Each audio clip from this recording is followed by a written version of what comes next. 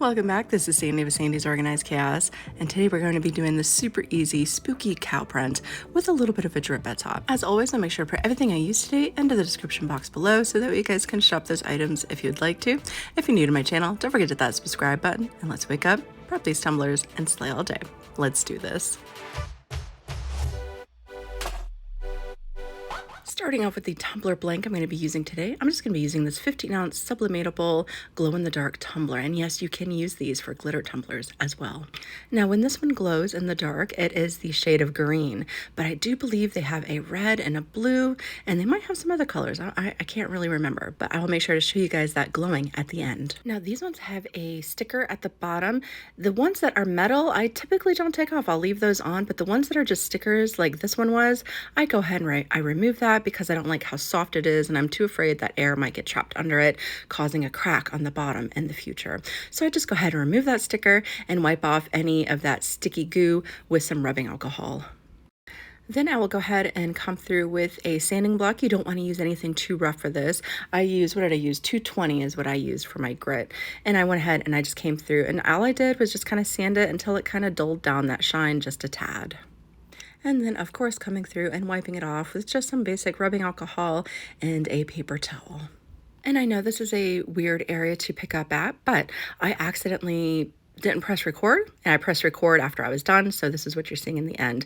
All you want to do is give it a full coating of your favorite white glitter. The glitter I used today is called Sugar, and you can find that at socglitters.com if you would like to. So all I did was just you can use your Mod Podge. I used just a basic glitter glue, load that up on my tumbler, load it up with my glitter. I'm going to stick that off to the side to dry, and then we're ready to move on to the next step. But again, sorry about that, guys, but I know you guys got this. So anyways, now that it is nice and dry, I'm gonna go ahead and take my chip brush, and I'm just gonna sweep away any extra glitter that just didn't adhere down to the glue. It's nicely swept, and we're ready to get started on our cow print.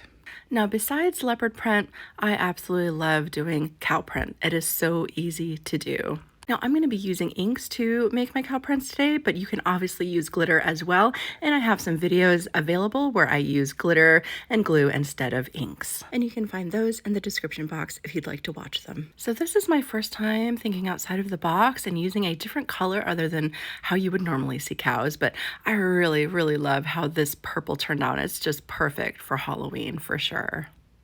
So the biggest tip I can give when it comes to doing it in this manner is you don't want to squirt your ink out too fast. I am pretty much just taking it and tapping the nozzle against my tumbler itself until a little bit of that ink flows out on its own, and that will give more of a natural kind of effect coming out rather than kind of a pooling effect it could get if you accidentally squirt too much inks as you go. And this is completely abstract. I mean, you could have your spots look however big, however not big you would like them to. I like mine, just like my leopard spots, I like them a little bit more exaggerated and bigger. So that's how I'm going to be doing mine. But if you don't want yours as big, you definitely don't have to do that.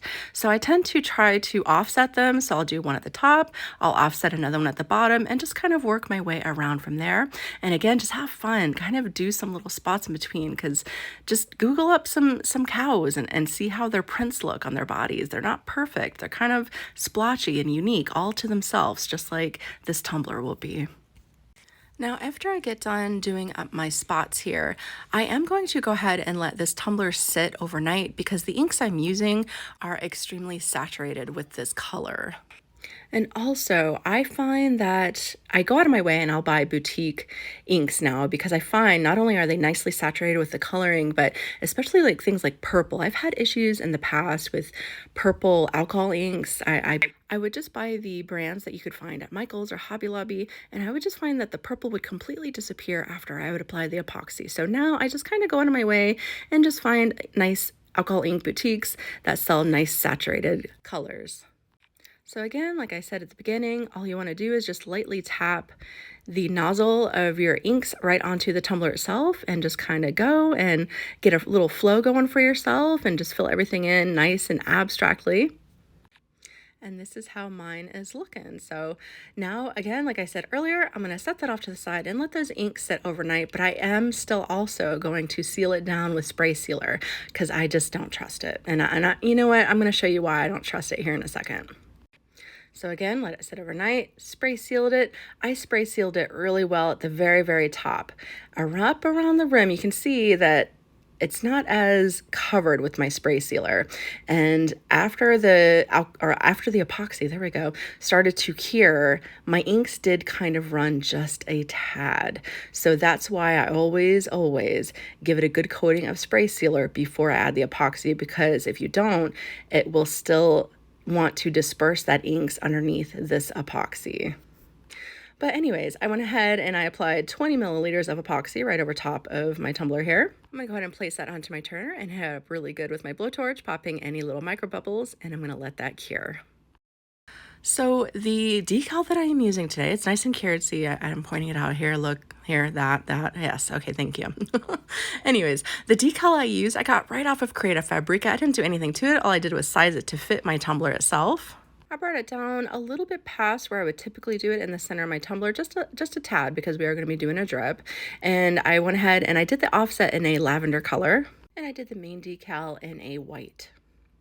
Now, after you add your decal, we're going to go ahead and apply our drips right over top.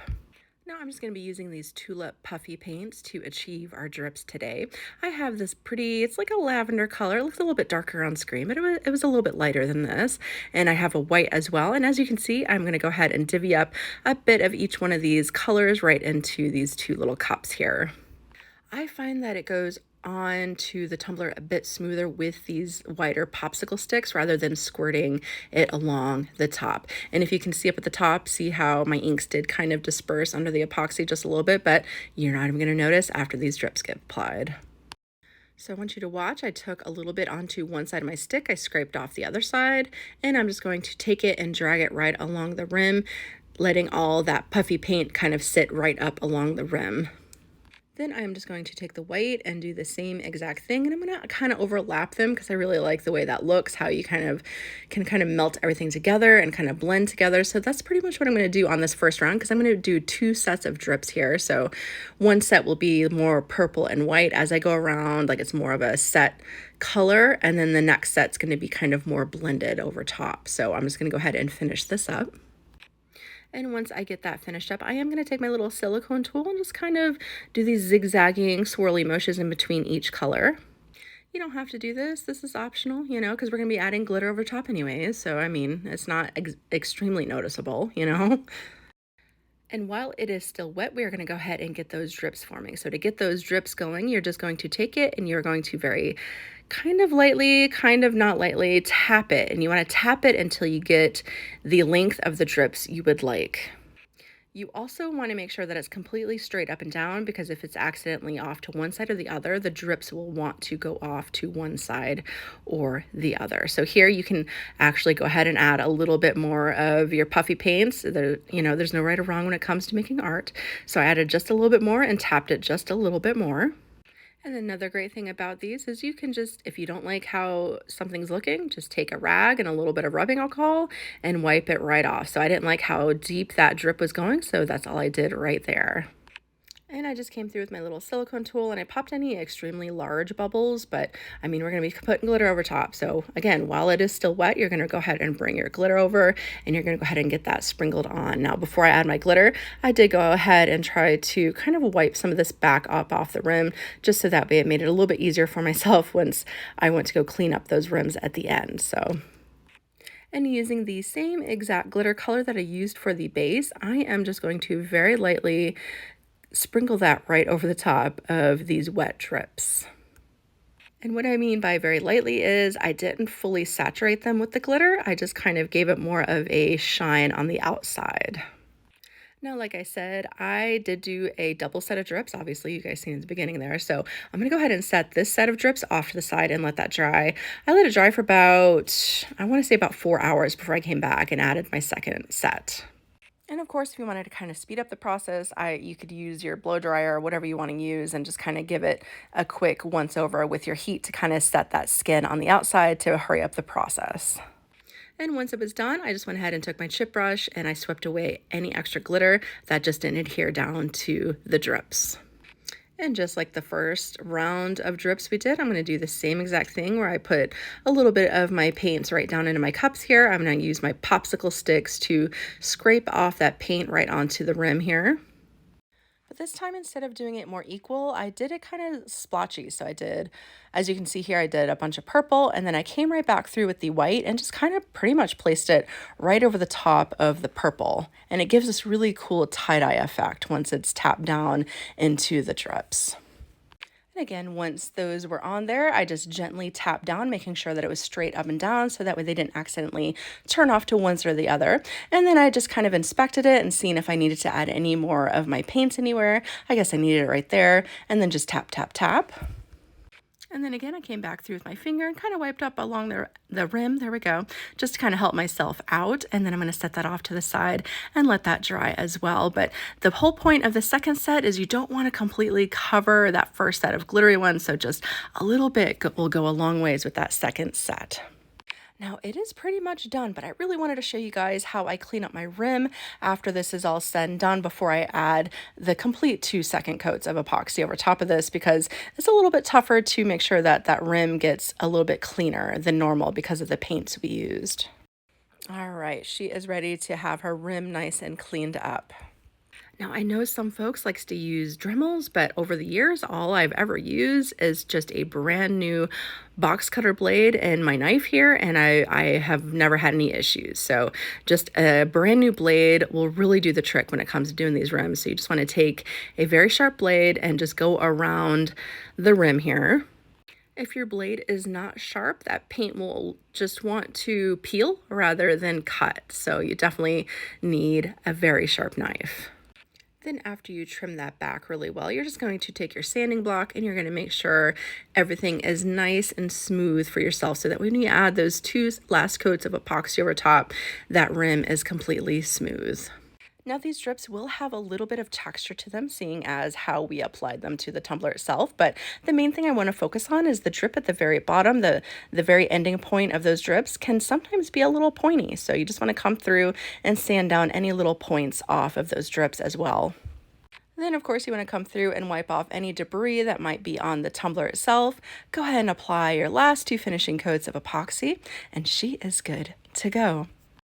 Whether you take this idea and duplicate it as is, or you take it and let it inspire you to create something that is completely your own, I hope that you guys had a lot of fun watching this tutorial today. Again, if you're new to my channel, don't forget to hit that subscribe button, and I will see you guys next time.